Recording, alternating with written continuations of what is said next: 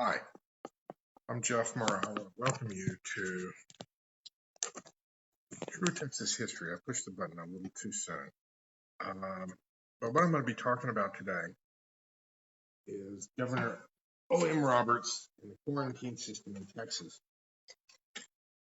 With everything going on, there's a tendency to think that when there's a crisis that we're the first ones that ever had to deal with it. No, when you study history, you realize it gives you and part of the perspective that you gain from studying Texas history, you realize we have dealt with outbreaks before. You know, um, and the leadership of Texas faced several health threats starting in the 1830s because we had a few yellow fever outbreaks. That was the big disease that they had to deal with. And there were some other communicable diseases. And typically, the proactive in terms of dealing with these were the port cities. Uh, Places like Galveston and Corpus were very quick in setting up quarantine stations. In fact, Galveston built Texas its first quarantine station. Um, and even though they had their quarantine station, they still had problems with yellow fever outbreak. That first station was built in 1873. Now, after that, an outbreak soon after that, Governor Roberts decided that as a state we needed some more significant effort done to combat yellow fever and to set up a quarantine system for the whole state. And Governor Roberts, very creative governor. One of these times I'm going to go ahead and do a special one. Now, the present state capital, he figured out a way to have that built without using. Think about that. I mean, wouldn't you love to see a governor who could figure out how to do things like that? Same governor, Oran Roberts, he and the legislature worked together on setting up a quarantine system. And the quarantine system that they set up, there were 5 quarantine stations. And typically at these stations, they had blankets and food to take care of the people. Now the ones along the coast, places like Port Aransas and so forth, they didn't have armed guards. Some of the quarantine stations down in Brownsville, they did. Because there were some episodes where Governor Roberts literally had to shut down the border and quarantine people, quarantine communities, and guards were used to force it. Governor Roberts,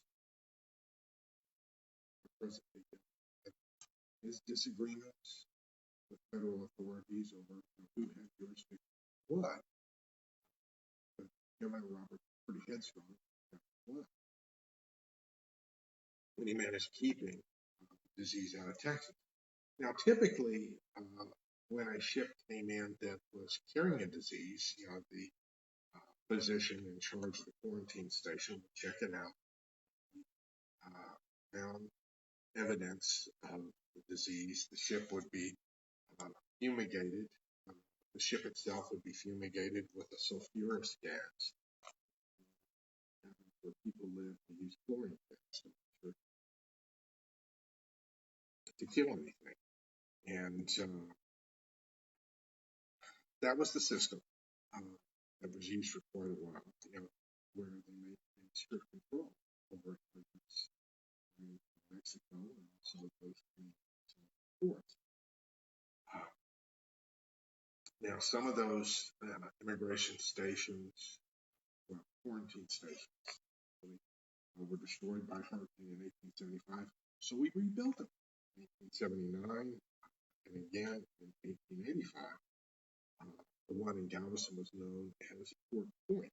Ships suspected of harboring crews, passengers, or cargo were not allowed to enter Galveston Port. I mean, it was off limits. They were checked out first.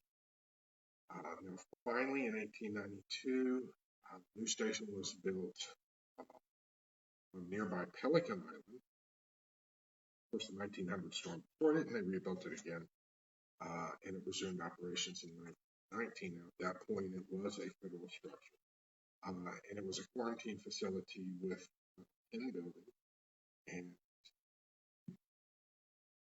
it was completed in 1915, and it was Pelican Island Federal Quarantine Station, and it was in operation up until 1950.